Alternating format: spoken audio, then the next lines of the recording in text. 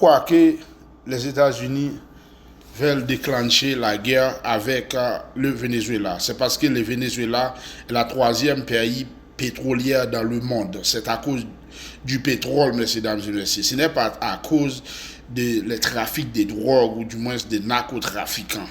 Les États-Unis ont pris une prétexte afin de prétexter que le Venezuela est un pays de narcotrafiquants. Ce n'est pas vrai, mesdames et messieurs, c'est pour le pétrole. Mesdames et messieurs, aujourd'hui, le président Donald Trump, il a dit qu'il faut que tous les Américains s'enfuient ou du moins laisser le Venezuela parce qu'il y aura une guerre sanglante qui va commencer. La guerre sanglante qui va commencer, pourquoi? C'est parce que le pétrole.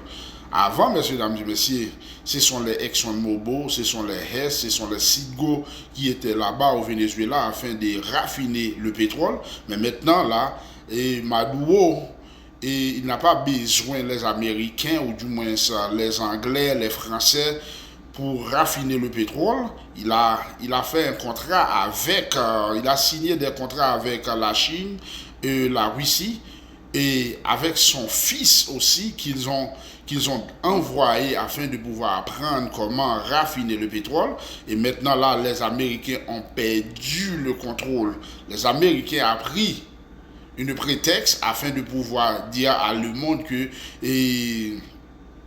le président Maduro, qui est le président de Venezuela, il est un narcotrafiquant. Mais pour autant, mesdames et messieurs, c'est un mensonge. C'est un prétexte afin de pénétrer au Venezuela. On est sur le plan de l'information afin de diffuser l'information en fusion qui vient du cœur au sujet du pétrole du pétrole de Venezuela et avec la guerre sanglante aux États-Unis d'Amérique. Mesdames et messieurs, je vais vous dire sincèrement, c'est longtemps depuis sur le premier mandat de Trump, il a eu l'intention de décimer le Venezuela afin de pouvoir prendre la richesse du Venezuela. Mesdames et messieurs, prenons bien que les Américains voit que les intérêts. C'est la raison pour laquelle qu'il met Haïti à genoux. Il a somalisé Haïti. Après, il va